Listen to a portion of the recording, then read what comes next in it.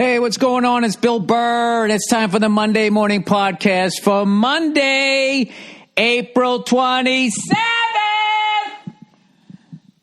2020. How's it going? How you hanging in there? Are you running out of fucking projects to do? Oh, my God. This has been the longest month of my fucking life. Jesus Christ. Remember when you watched The Shawshank Redemption? How that movie was so long? I was like, what the fuck is going on? And then I realized, oh, I know what they're doing. They're giving me the sense of what it's like to do time. I'm not shitting on the movie either because I love the movie, but it was fucking long. The guy was in jail for a long time, right? Hey, I don't know. Anyway, Jesus Christ. If you guys ever wanted to know what it was like to be a comedian out on the road and you had to kill a day waiting for your show later on that night, you know, this is what it feels like. Remember that back in the day, you'd just be sitting there going, oh, you know, I heard they got an exhibit downtown. They first Ferris wheel ever was made. It's like a 20-minute walk if you want to do that. The worst is when I get paired up with a comic who didn't want to go and do anything and just would sit in the fucking condo. You know, ordering food, who brought his PlayStation. I remember whenever I saw the comic that brought his PlayStation, I was always like, all right, that guy's not going to make it. Like I was working harder because I was going to go to the fucking Arch in St. Louis. By the way, one of the scariest tourist attractions I've ever been to. A lot of people probably don't know this, but you can actually go up into the Arch. And it's like these I don't know if they're still like that. They look like little eggs, these elevator thing that brings you up. It looks like the thing that fucking Mork used to get out of on Mork and Mindy. There's a 40-year-old fucking reference, right? So you go up this fucking thing. And you start thinking like, well, wait a minute. At some point, am I going to be like laying on my back as I start going up the arch? And obviously, you know, what they do is there's like almost like a series of locks. How a boat goes through like a what do they call one of those fucking things? A canal, you know, like the Panama Canal. Series of locks. Thing closes behind you. Fill it up with water. Rise them up. That bullshit. They kind of do the elevator version of that. But as you're waiting, like the fucking thing is swinging. And I swear to God, it looks like a plastic piece of shit. Then you get up to the top, and the only way to look out is you lay down on your stomach and look out these little windows. And because of how high it is and how skinny it is, it has to give a little bit when the wind blows so it won't fucking tip over. So you're up there laying on your stomach looking out this little window, and you're feeling this thing fucking moving. Everybody's up there like, whoa, whoa, I want to go back. Then you get up there, and there's really nothing to look at. I remember there was the baseball stadium. You looked at that, and then you're like, wow, look at this beautiful downtown area that nobody's in. Gee, Bill, why did you have to shit on the Midwest? I don't know. Anyway, yeah, I am like, I'm out of ideas, and I've just been staying, like at this point, like I remember I was kind of being like, all right, every 2-3 days I'm going to go for a drive. And that's become now like once a week. And I remember it used to feel weird that I never left my house for a day. And now it's starting to feel normal. And I had a thought today. I was like, is this what it's like to be on welfare? You know? I know it isn't. I know you live in a way shittier fucking whatever. But like, I would love to interview somebody on welfare and just be like, how long does a year feel like compared to when you had a job? I guess if you have a shitty job, it just drag. I think anytime you're just doing something you don't want to be doing, like if you're on welfare and you're loving it, I bet the years fly by. I have no fucking idea what I'm talking about. Go fuck yourselves. You fill up a fucking hour when there's nothing going on. By the way, I am not even entertaining any of these conspiracy theories that this is a fucking move China made to try and take over the fucking world. Jesus Christ. The randomness of letting a virus loose That's not going to come back and attack your own people. And let me guess, they already have a vaccine that they gave to their billion of fucking people. I don't even like.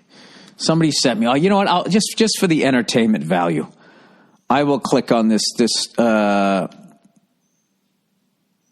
fucking New World Order here thing that Giannis Pappas from History High. This is him doing Mr. Pappas. Chinese plot for world domination. All right. I love Mr. Panos. Sorry, not Mr. Pappas. Mr. Panos. One of the many brilliant fucking characters that he does. How that guy isn't on SNL, I don't even understand. I don't even understand. Giannis Pappas, everybody, Italian guy. Anyway, I don't know what the fuck to do now with myself. I'm just hoping because it's getting hotter out here. We had a little heat wave that it's just going to burn this thing out.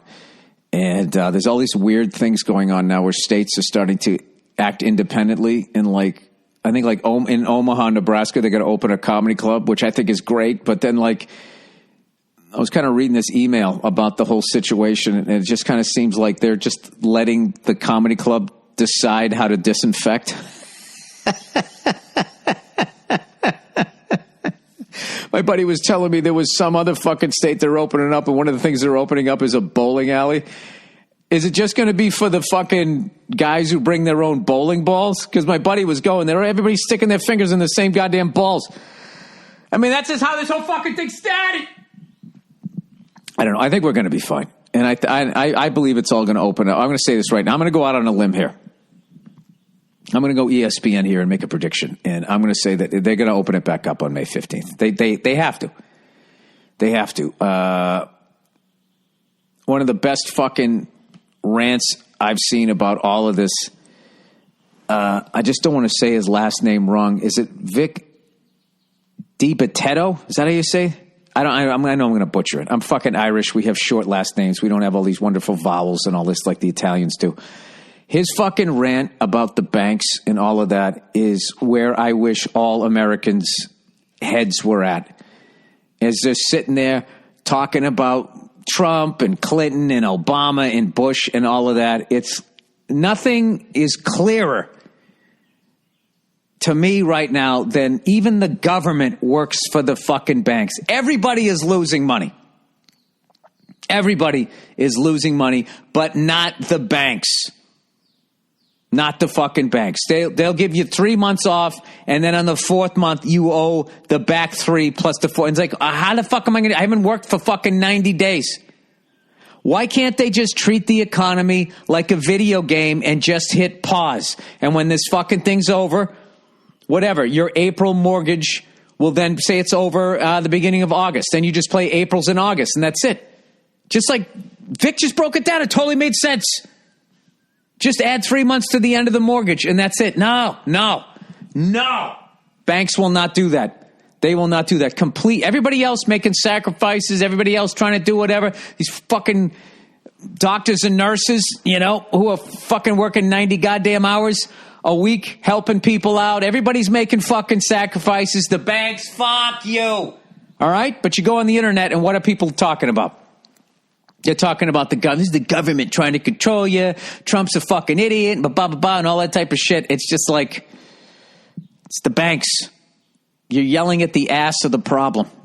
Although, I got to be honest with you. After Trump said, to inject household cleaner, maybe into your body, maybe that'll help. I want people who are Trump supporters to write in and defend why you still think that guy is presidential material. Why you can sit there and don't even hit me with that. Well, he's got a lot of people surrounding him to help him out. Just imagine if you ran a deli, okay, and you were interviewing somebody to make bacon, egg, and cheese sandwiches, and they knew how to make a bacon, egg, and cheese sandwich. But in the job interview, when they you asked them for whatever reason, you asked them about a solution to the COVID-19 problem, and they suggested that you inject household cleaner into yourself. Would you hire that person? Would you let that person touch the food with or without gloves? I'm asking you. Because that's what fascinates me about human behavior. I don't know, in the last, I don't know how many years since it all became social media, is how the sports fan mentality has entered like politics, where, you know, my team's clean, your team's dirty, you know, blah, blah, blah, blah, blah, and all that time. Oh, speaking of that shit, do you guys watch the fucking Jordan documentary? Oh, my God. Out of all the teams that I fucking hated in my life, the fucking bad boys Detroit Pistons were at the top of the list. And last night, my hatred went even higher.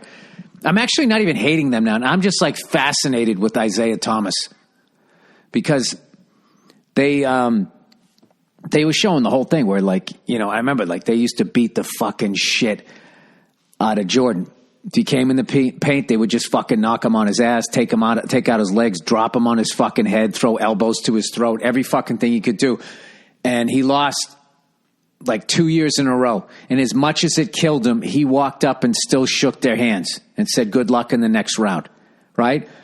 And then when the Bulls finally beat the Pistons, they walked off the court and didn't shake fucking hands. And they got a ton of shit saying the bad boys were actually a bunch of bitches and blah, blah, blah, blah, blah, right?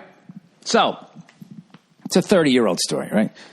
So anyway, they have Isaiah on the documentary. It's 30 fucking years later, and he has an opportunity to sit there and be like, yeah, man, we shouldn't have done that. We shouldn't have done that, man. We should have shook their hands, you know. We played them real tough.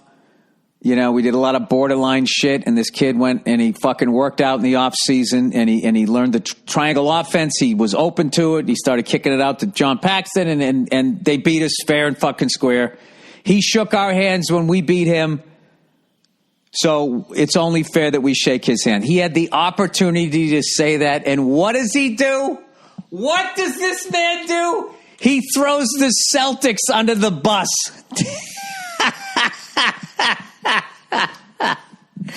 And that is all you need to know about that man. That's all you need to know. Fucking hilarious. And then they cut to the clip of the Celtics not shaking the Pistons' hands. And what's hilarious in the clip is you see Isaiah running over to fucking Kevin McHale to shake his hands. It's like, Isaiah, I thought you just said you didn't do that. Why are you running over to shake Kevin McHale's hand? Oh, because you won. Oh, that's right. We don't shake hands, but when you beat Jordan in the Bulls, you had no problem shaking his hand. Oh, if you win, you shake hands. But if you lose, get the fuck out of here. It's fucking, I mean, I don't know. I think it says a lot when the guy, he was left off the dream team. Okay? And, you know, Bird and Magic had a vote, and they did not cast it. They're like, yeah, fuck this guy. Fuck that guy. So, anyway, whatever. It was, I got a big heated debate with Giannis Papas, who tried to say the Celtics were dirty too because of the Kurt Rambis. So he took one fucking play in a 10-year period. I go, name another one that really sticks out. All right, I'm not saying we didn't play. I would say the Celtics were somewhere between the Showtime Lakers and the early 90s Knicks. Obviously leaning way more towards the early 90s Knicks, but I didn't think the early 90s Knicks were dirty. I don't think playing, okay, these guys are faster than us, we got to play more physical. That exists in every level of the game. My thing is when somebody leaves their feet and you have no regard for their safety, which is what the Celtics did to Kurt Rambis. That was a dirty play, okay? But every fucking team has that play. You can pick it out where, yeah, they should have done that. That was a dirty play. People lose their composure, blah, blah, blah, blah, blah, whatever. That all fucking exists. But I will tell you this. I've been out here for fucking 13 years and have talked to all the old school hardcore Laker fans. I mean, a zillion of them. And all we talk about is how great those games were. All right? And all we talk about is then when Jordan came along and blah, blah, blah, blah, blah. And That fucking those games against the Celtics where he scored 49 and then he scored 63, still lost, but like, and everybody just skips past the fucking Pistons because no one respected the way they played. They just took it too far. That's it. And I'm not even saying all of them because I still, even now, because I go back now, right? I look at how much I hated the fucking 76ers. I fucking love those guys now. I love going on the internet and watching them. Fucking Andrew Toney. Like, I was actually one night looking up Andrew Toney, like a jersey. This is me as a Celtics fan. I fucking hated them in the early days. But at the end of the day, I respected them.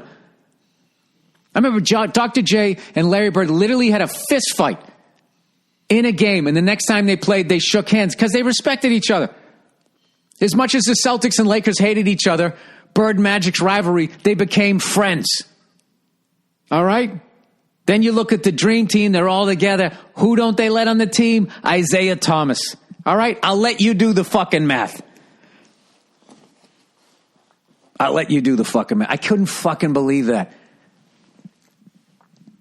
The Celtics didn't shake our hands. It's like Isaiah, Magic. I mean, Jordan shook your hand after all you did to him back-to-back fucking years. This isn't about the Celtics, stupid. Jesus fucking Christ. By the way, why would any team shake your fucking hand? I can't believe that Jordan would even shake the fucking... That reminds me back in the day when they shook hands with Claude Lemieux. This is the thing when it comes to this shit. Okay, because I'm not going to sit here and act like, in the history of Boston sports, we've had no dirty players. I'm never going to suggest it because every time does. I fucking hate dirty players. I hate dirty play, and especially when you fucking do something that could possibly end somebody's fucking career consistently. Okay, everybody, can lose their composure. All right? And have a moment where you did something that you shouldn't have done. Like, I don't think Dr. J should have been throwing fucking jabs while another guy on his team is holding Larry's arms. But at the end of the day, it was one incident. Overall, Dr. J was an ambassador to the game, total fucking class act.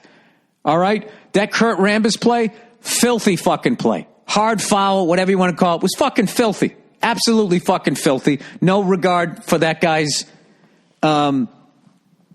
Kurt Rambis' safety. Absolutely. I would never say that wasn't a dirty play. However, McHale didn't do that. There's not like, he has that one fucking highlight. There isn't like, a 12-year period where this guy was considered the dirtiest guy in the league. That fucking dude on Golden State Warriors.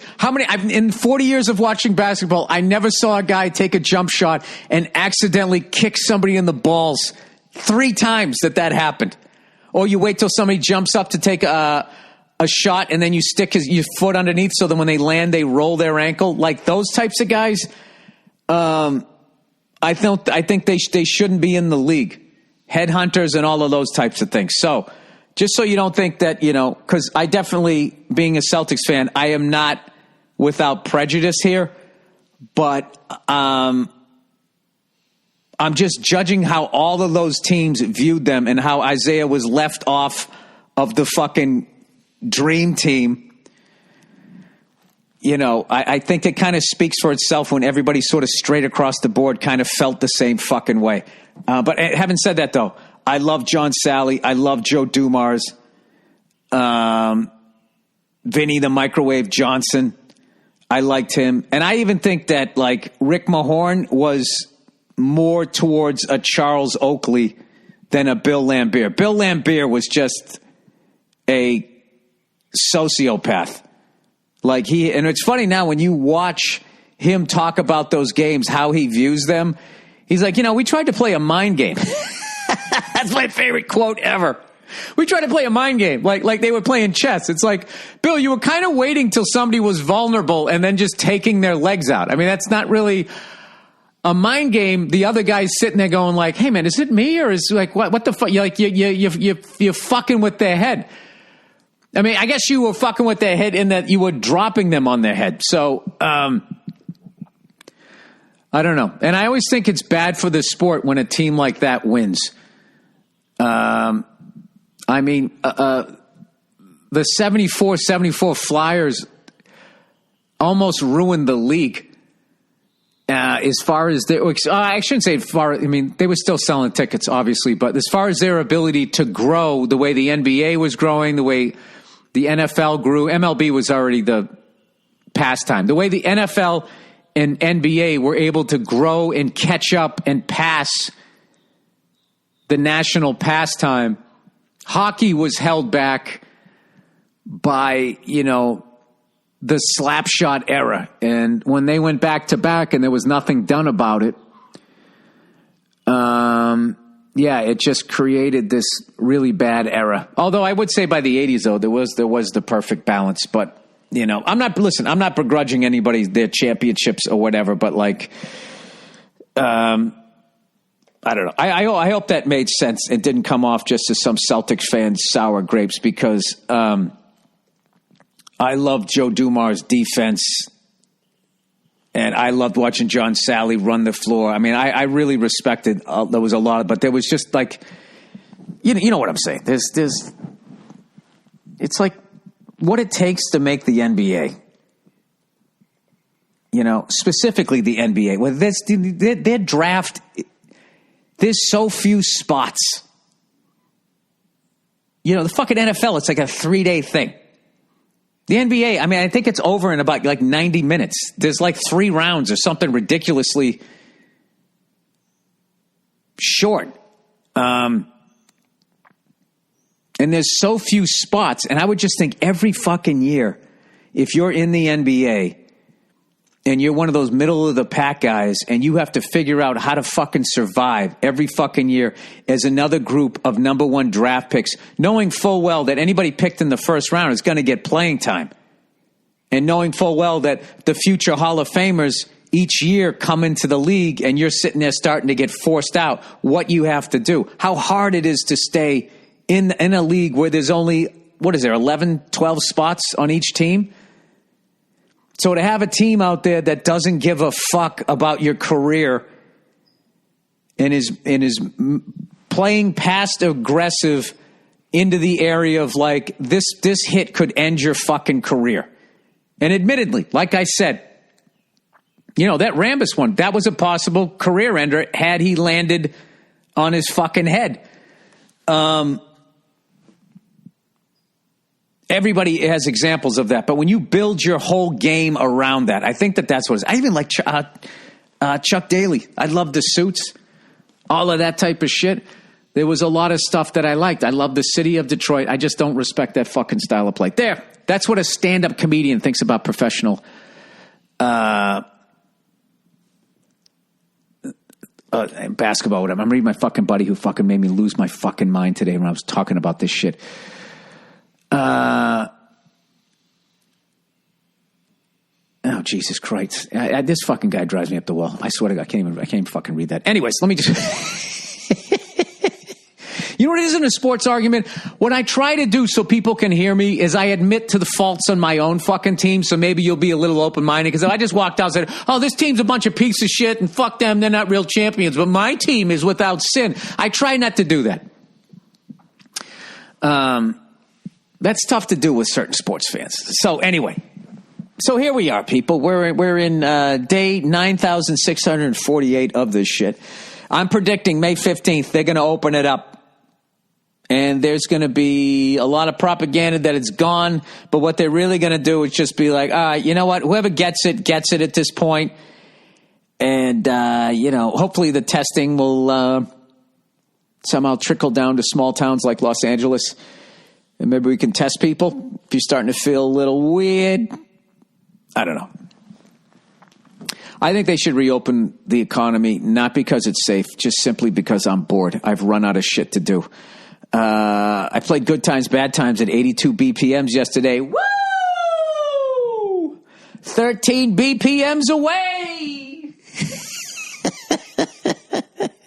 I'm not going to lie to you. I'm having the fucking time of my life with that shit. I'm having the time of my life hanging out with my daughter, and I've been lying to myself throughout this that I don't miss stand-up. I don't think I did for the first couple of weeks, But now I'm feeling backed up. And I didn't realize what a release it was to fucking do stand-up and just get up there and be like, this is what I think. I'm yelling it into a mic, and you have to listen because I'm louder than you. I didn't understand the privilege of that. I always knew it was a privilege to do it, but now last night I actually went for a drive, and I got as far as the Laugh Factory, and that was too sad to see that, and I couldn't drive all the way down to the store. And I just made a left and headed back down south again. Just couldn't fucking do it. Jesus Christ. I mean, what do you do? This would be a great time if you had Rosetta Stone to just finally learn another language.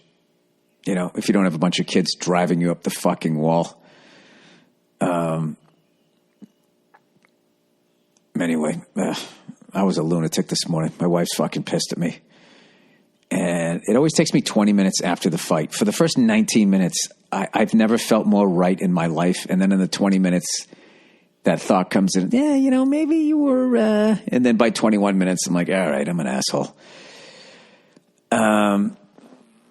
You know, what are you going to do? I mean, even if you're not the asshole, that is the way to solve the argument with your wife. You do just apologize. Anyway. All right. What the fuck do I talk about now? Do I read a little advertising? Let's read a little advertising, shall we, everybody? Honey!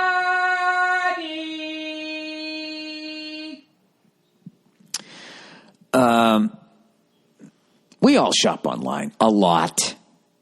But did you know you can make online shopping even better? You can with Honey. Honey is the free online shipping tool that saves you money online. Honey automatically finds the best promo codes and applies them to your cart, which makes online shopping finally feel as easy as it's supposed to be. How it works.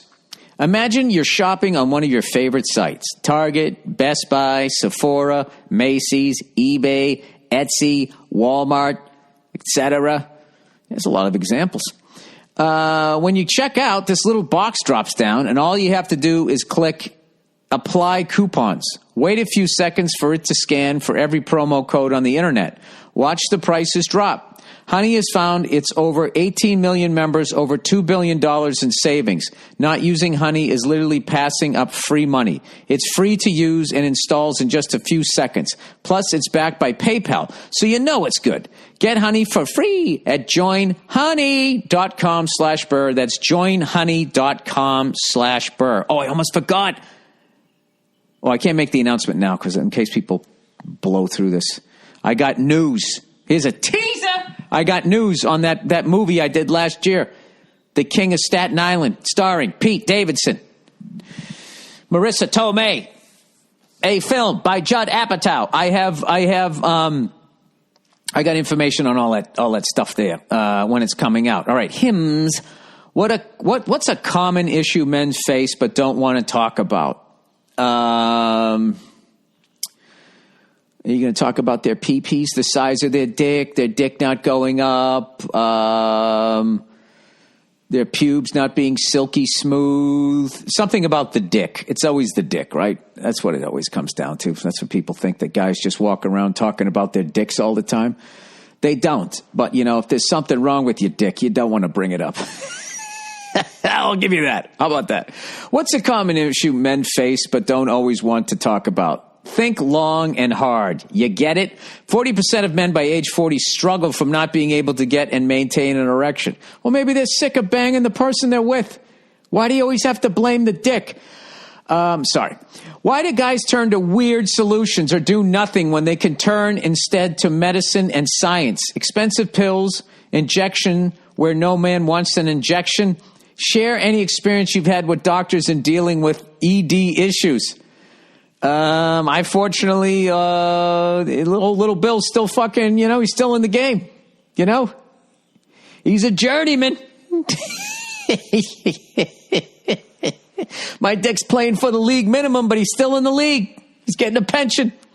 Check out Hims, and you could discover the tiny pill worthy of a big celebration. for hims.com, a one-stop shop for hair loss, skincare, sexual wellness for men. Answer questions about your medical history and chat with a doctor for a confidential review. If approved by the doctor, products are shipped directly to your door. Being your best means performing your best. It's erectile without the dysfunction. This is going to be the hottest year of your life. Try Hims today by starting out with a free online visit. Go to forhims.com/Burr, ED. That's FORHIMS.com/Burr, BURR, capital ED. Forhims.com/Burr, ED. Prescription products are subject to doctor approval and require online consultation with the physician who will determine if a prescription is appropriate. See website for full details and safety information. This could cost hundreds if you went in person to the doctor's office or pharmacy. Remember that forhims.com/Burr. Oh, that's forhims.com/Burr, ED. All right. I have a very exciting announcement here. Let me make sure I get to the right email. So last year, old Freckles went to New York City. The big city, skyscrapers and everything. Hey, wait, I didn't know. It's my favorite acting ever. That's Stevie Ray Vaughan in that Stevie Wonder song. Hey, wait, I didn't know. All right, King of Staten Island. All right, Universal will announce the King of Staten Island release on Monday, April 27th at around 12 p.m. Pacific time, 3 p.m. East Coast. Judd will post a video. That's the great Judd Apatow will post a video that he made with Pete. That's the great Pete Davidson.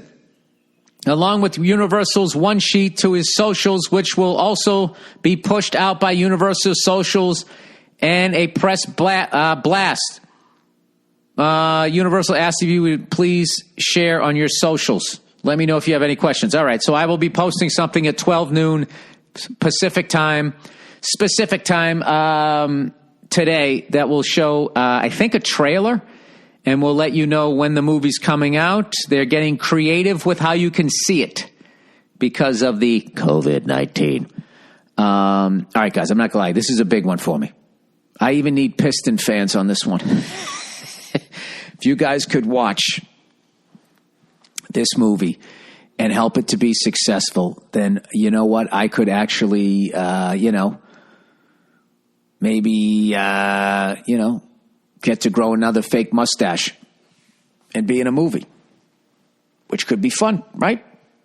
Watch it if you want to. I hope you want to watch it. I think it's a really, really, really funny movie, and it's got a lot of heart, typical Judd Apatow, funny and has some heart. And I saw a cut of it, and I thought it was great. And I know they've done a bunch of other cuts since then, so I'm really excited about this thing. All right, so I will let you know 12 noon. Today. All right, April 29th. Yo, sup. Need to know if Windsor, Ontario is canceled April 29th. I can't get any answers from the vendor. Yeah, it's canceled. Yeah, it's beyond canceled. Do you think that if I didn't have that fucking gig, I wouldn't be talking about, every 5 seconds? I know no other comedians doing road gigs, but we're going to take a chance in Windsor, Ontario. Yeah, that's definitely, that's canceled. All right, Swiffer. Bill, it's Swiffer, not Swifter. You redheaded fuck. Jesus fucking Christ. Love you. Bill, and thanks for the podcast. Oh, I didn't know. You're like 3 people were really fucking annoyed that I was saying Swifter. I thought, it's Swift. You clean up real quick. It's Swiffer. All right. Well, they're price gouging the Swiffer. I don't care if it's Swift or Swift. I'm not fucking buying it till those prices come down. I don't know why I mispronounce so many different things. Is my hearing bad, or is it what I don't want to admit that maybe I'm just not that bright a guy? All right, painters. Hey, Billy Burkowski. I'm a union iron worker. For the last weeks, I've been building stairs and handrails for a large manufacturer. Oh, my God, this picture is hilarious. Manufacturing facility. Not to toot my own horn, but I've been told I'm essential. Anyway, we finished fabricating and installing the stairs, catwalks, and handrails. A couple days later, the shit-ass painters show up to paint the handrails safety yellow. They ran through it like Ray Charles on meth. When it comes to the trades, they are definitely the blue-collar bottom of the barrel. I've attached a sample photo of the pride they take in their work. Oh, dude. When you look at this photo, which I am definitely going to fucking post, I got to post this thing right now to my Twitter account because I always say I'm going to post shit and I never fucking do. Probably because I just clicked it over and I just fucking clicked it over. I just tried to drag it over to my fucking desktop and where is it? Where is it? It won't let me fucking do it. Of course it won't! You fucking motherfucker. Goddamn fucking... I swear to God, these fucking things just don't work for me. Bill, that's such a stupid statement. You don't know how to use computers. There it is. That's the reality. I'm fucking texting goddamn...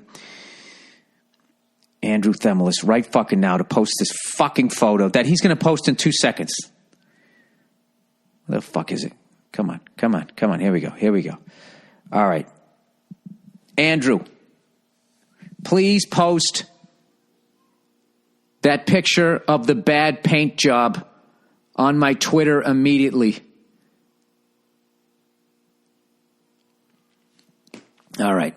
Dude, if you look at this fucking photo, it looks like somebody is pouring yellow paint down onto these stairs. The way he took this picture, they painted like the part of the railing, the banister, as old people call it, where it meets the stairs. It's like they just dumped the paint down it. Oh my God, I love that. I love it. People, please send me more pictures of painters not having pride in their job. All right. Oh, my God. That's fucking fantastic. Hey, painters. Hey, Billy the baldy cunt who used to be a ginger cunt. You're always on about cheap cunts, but maybe you were a cheap cunt when you hired the fucking blind drunk painter, you cunt. I'm a painter myself and can't wait to hear all the emails you get about it. What's the over-under on how many people say they hope you die in a plane crash, you fucking Kennedy wannabe? All the best, you cunt. Yeah, you really didn't defend yourself, sir. I'm talking every house I've ever moved into. Well, or I lived in. I've only moved into one that I've been able to afford. But all the houses my parents had, every fucking one of the paint jobs, they just suck. Okay? It's not like you walk in and the guy who hung the door, it's only on one hinge. He still hangs the door. Listen. The same way as a comedian, I know why that when, as much as people respect stand-up comedy, I know why that whenever they show a comedian or somebody's playing a comedian, they're on off stage, have a lampshade on their head, and are fucking annoying to be around. I understand why that stereotype exists, all right? So don't be a precious cunt, all right? Take an honest look at some of the work, like finding a really good painter. I mean, if you have any suggestions in LA, please let me know. Or submit. Let me know if you're a top-level fucking painter. That's what the fuck I'm looking for. I don't want someone to go in there like fucking Helen Keller in a bad mood and just fucking, hey, can you paint this closet? And they paint over everything, including like the fucking window. Paint the fucking window shut. Slap, slap, sloop, slap, close it, lock it. There you go. All painted, including the fucking hardware. Yeah, I still don't. I respect the art of painting as much as the people who do it do. That's as close as I will come. How's that? Is that enough of an olive branch for you? Painting is a real job, you cunt.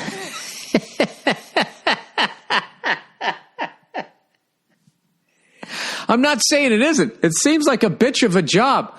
And actually, I can tell by your work how hard it is, because it seems you guys want to get it over with as quickly as possible. All right, painting is a real job, you cunt. I don't think I've ever been called I think Detroit Piston fans, after today, will call me a cunt less than painters. Dear Bill, I don't know why you give painters so much abuse. Because of the job that they've done. Because of the amount of fucking windows that have been painted shut. Doorknobs painted completely over. Fucking, with the fucking latch meets the lock completely fucking painted over. Splotches of paint on hardwood floors. Paint on the fucking windows. That's why. Jesus Christ. It's like, did you paint or did you fucking bust a nut? It's all over the place. I don't know why you give painters so much abuse. Just because you let some asshole into your house and paid him to cover your wall with paint doesn't make him a painter any more than you are a barber when you shave the red off the sides of your skull.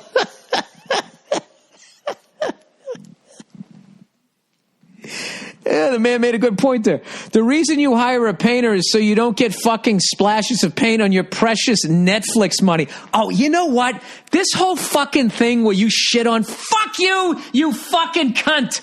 I used to wash windows, you non-funny douche. Go to an open mic and beat out 10 million fucking comics. Fuck you. I earned every fucking cent of my Netflix money. You window painting fucking hack. Go fuck yourself. And fuck all you people who shit on people that make it in show business. You're not happy with your own fucking lives. Jesus fucking Christ. Who the fuck are they hurting? Slept on a futon until I was 36 years old, my precious Netflix money. Fuck you. I hope you step in a bucket of paint today, you cunt. All right.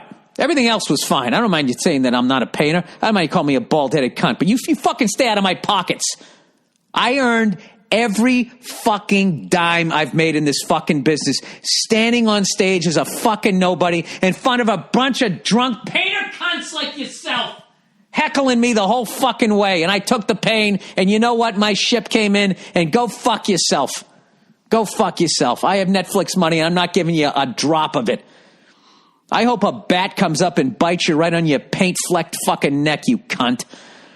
All right. Precious Netflix money. Bought designer furniture and wine. He spells it W-H-I-N-E on the... Oh, sorry. And whine about it on the internet. Oh, sorry. You were right there. It doesn't take a genius to figure out that there's people out there calling themselves painters, and they do it just as bad a job as you would do if you do it. No, this is what amazes me, sir, is every apartment, everything I've ever fucking been in, the windows are painted shut, all this great old hardware. Every place I've lived in has been old as shit, and people just painted over all of it. And there's paint all over the fucking floor. I'm just saying, where are these fucking great painters? All right, in defense of you, though, if I walk into a really nice governmental building, there's not fucking paint all over the fucking floor. I don't know. I'm just saying, there's a lot. Listen, there's a lot of bad painters out there. I would actually say there's more bad painters out there than there's bad comedians. Okay? Because being a bad comedian, you at least have to have a set of balls to get on stage. All right? Anybody can put on their white on white jams and go walk in and start coloring on the walls like you, sir. Fuck you. The gloves are off, buddy. You went after you fucking went after the money I earned. Designer furniture. What does that look like? Does it have the Jordache jean thing on the back? You stupid cunt. Let me tell you something about designer furniture. You can take that shit, turn it up sideways, as The Rock says, and shove it straight up your fucking candy ass. I hate all that designer shit. I hate designer. I don't like designer clothes. I bought a couple of expensive suits when I had to fucking do Letterman and all that. The biggest nightmare ever was wearing expensive clothes. Ever. Anything you brush up against. Living in New York City, getting in filthy fucking cabs. Stupid. Why somebody would buy a designer couch? Why would you do that? So you can fucking lay there and fall asleep and drool on it? I don't understand any of that. All right, sir? So I know you think that I'm just sitting here rolling around in a pile of fucking money, with like, I don't know what, my name engraved with an oil painting of myself like I'm in fucking MTV Cribs. I'm not, okay?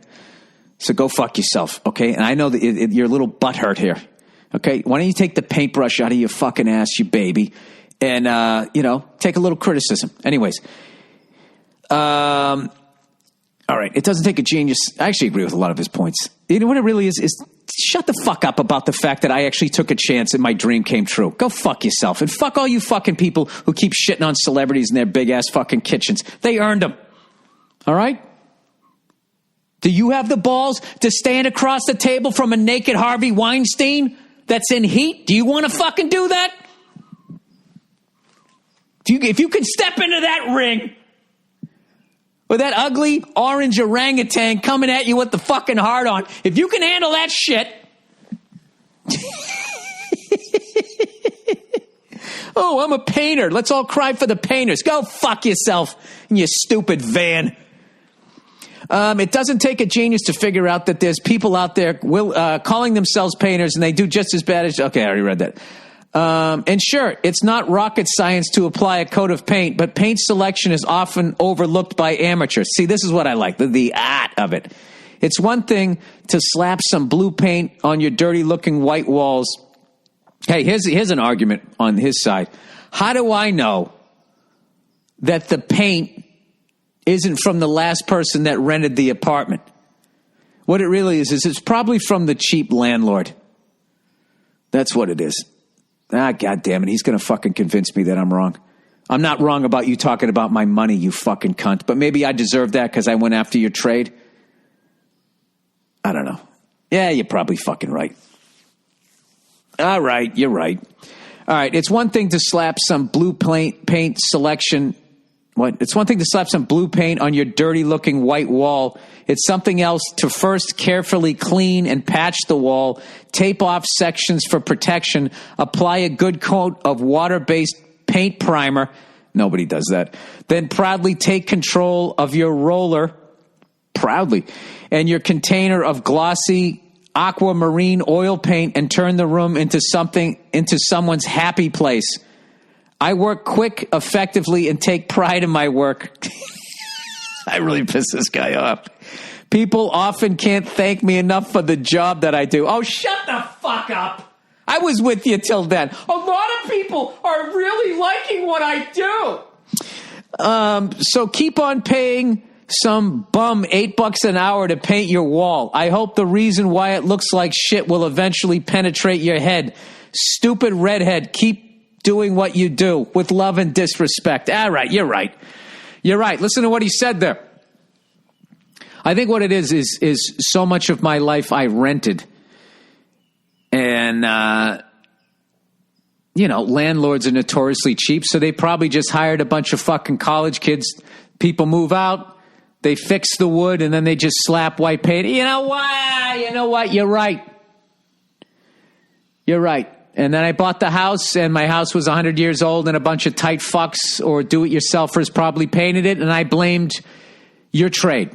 You know what? Touche, sir. You're absolutely right. But you know what? God bless you for writing that fucking email because it was funny as hell, and it also took up a good 10 minutes of the podcast there. All right. I'm done shitting on painters. He's right. But you know what? I needed to do it to learn something. And you know what? He was right. You see this? I hope Isaiah Thomas is listening to this. Economy. Dear Billy Blind Faith, remember when anyone who questioned bombing Iraq after 9/11 was given the business? Yeah, I do remember that because I was one of those guys going, why are we going after Iraq? The Dixie Chicks and all of that. Yeah, I do remember that. I bring that up routinely on this podcast. Well, it seems like that now about restarting the economy, and we're going to look back at how fucked up it was if we go past the first week or two of May. So many people will lose their businesses. I don't think it's being talked about enough because of the stigma. Dude, I don't even know what your point was there. I I definitely think that they need to reopen the economy because of that.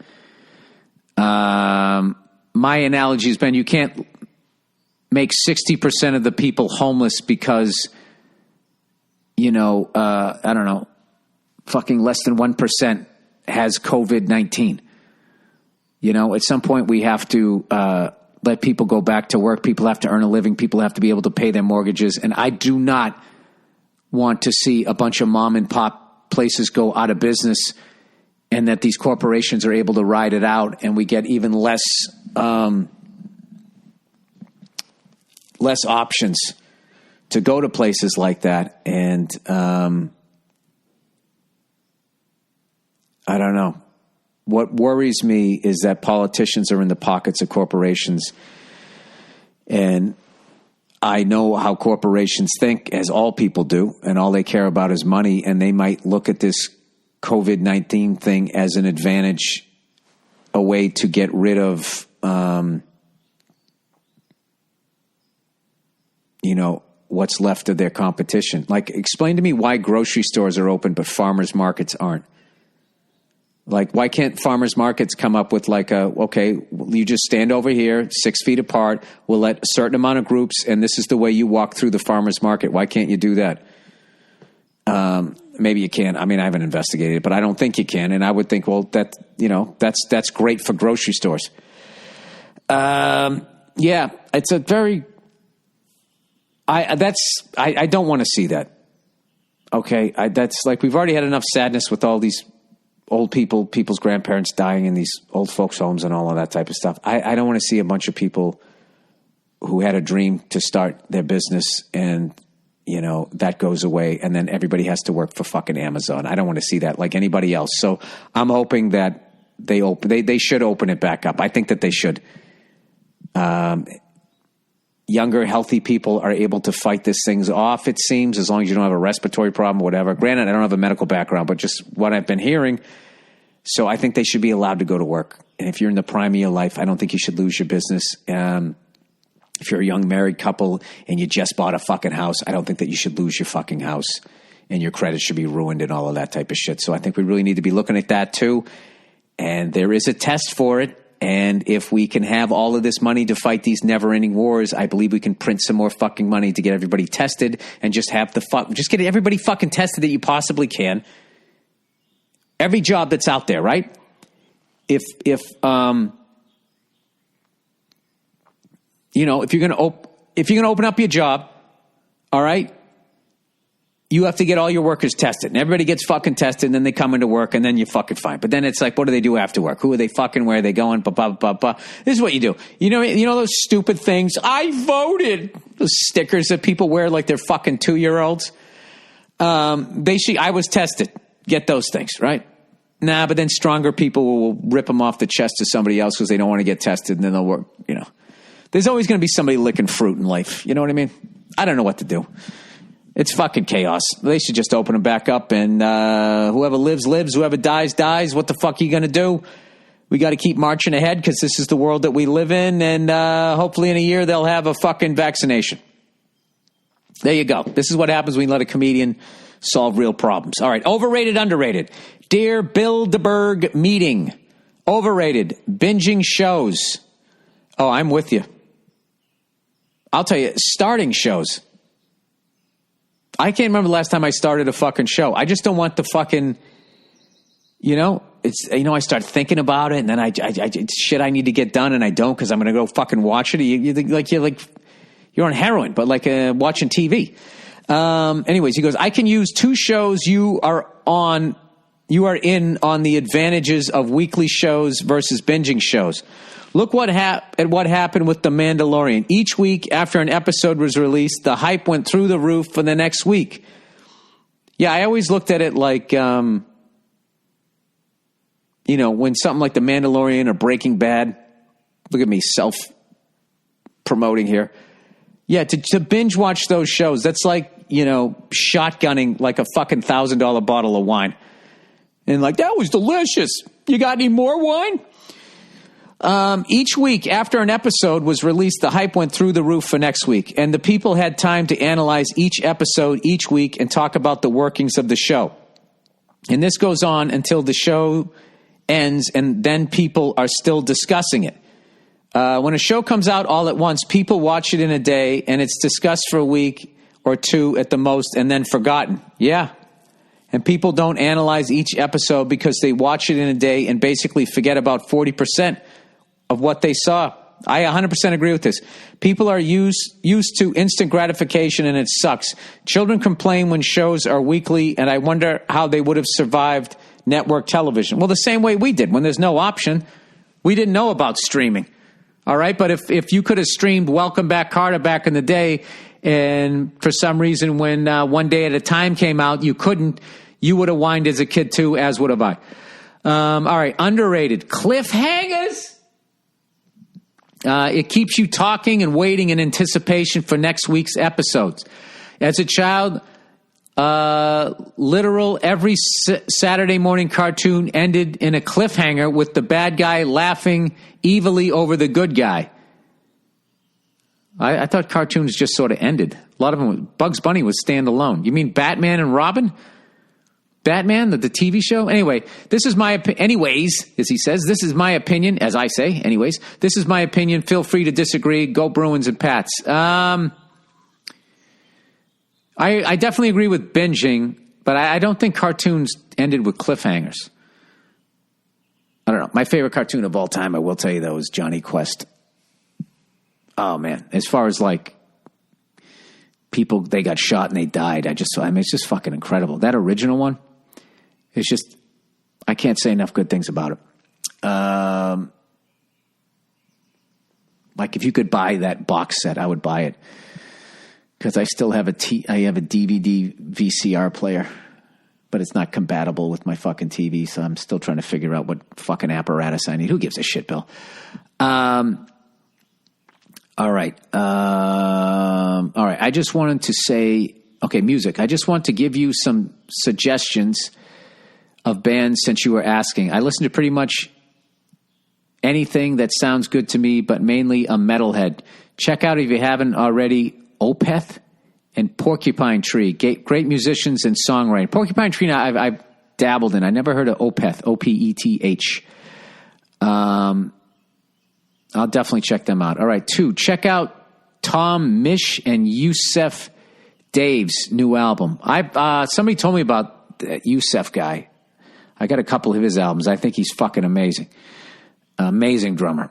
They have a new album called What Kind of Music. Just came out on Friday. You mentioned Yusef Days once before when someone wrote in with the video recommendation. This has full songs, not just drum work. Oh, well, guess what I'm doing right now? I'm going to iTunes.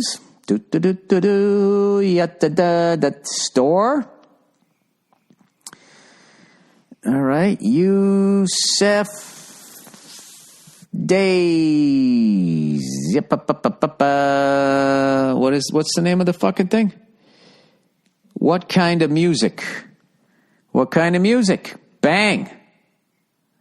$9.99. I'm taking $9.99 of my Netflix money. You fucking tacky. You know, I hope your paintwork isn't as tacky as your fucking email. What kind of a man brings up another man's what the fucking money? A self-made man too, you motherfucker. Huh? You go do 6 shows in the basement of a fucking Spaghetti Freddy's on a fucking Route 1, you cunt. Sorry. I'm really getting tired of that, by the way. Just hating somebody because they fucking went after a dream. Go fuck yourself. All right. What the fuck is my password?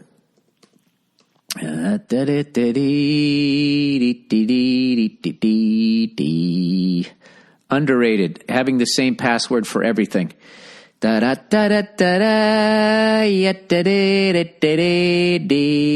this is a long password because they kept telling me it wasn't good enough. You know?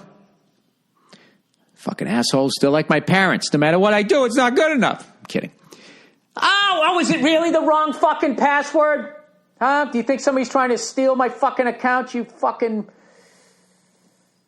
Come on. We can do it. We can do it. Bang. Bang. Bought. Purchased. Listening to it. Thank you. Then I have to fucking figure out what the hell that is. All right. That's the podcast, everybody. All right.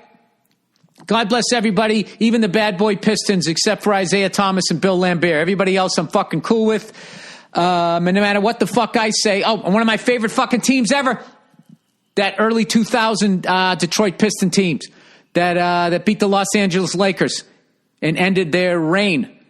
That was an incredible fucking series, man. The five game sweep there.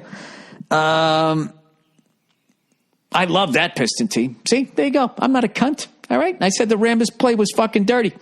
All right. There you go. Go fuck yourselves. I'll check in on you on Thursday. And look, today noon. How do I promote this? Today at noon Pacific time.